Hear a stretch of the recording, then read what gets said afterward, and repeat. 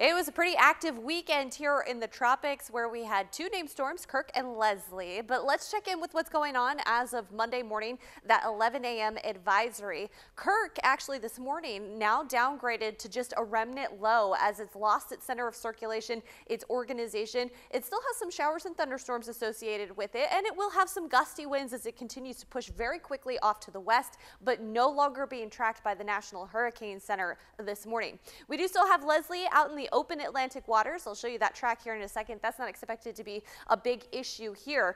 But as we take a look a little closer to the coast of the United States, we're tracking that broad area of low pressure very carefully. About a 40% chance now that it develops into something in the next 5 days. But we're going to look ahead to that here in just a second.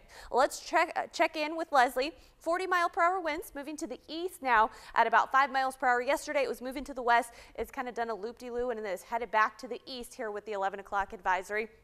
And the National Hurricane Center has it remaining as a subtropical storm here over the next couple of days. And then once we get into the day on Wednesday, back down to a remnant low. It's expected to be picked up by an upper level low that's going to move near the area and just kind of get absorbed into that. So this is not going to impact any land there way out into the open Atlantic. Let's talk about, though, what's going on here with Invest 95L. This is the low pressure system, a little closer to the coast of the Carolinas here. It is a little bit further south of Charleston, and it is expected to drift towards the coast here as we head through the next couple of days. But what these computer models do, they all take it up towards North Carolina and then back out into the Atlantic Ocean. So we are going to be watching this one very carefully. Again, remember, this only has about a 40% chance it's going to develop into a tropical system in the next 5 days. And in fact, it's going to be nearing the coast even later part of this week. Watch what happens here as what's going on with our surface features and why we're not expecting necessarily any impacts for us here in South Carolina,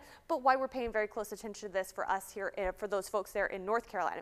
We have a stationary front here across the area today. That's what's causing those showers and thunderstorms to move through the area. That low pressure still away from the coastline there.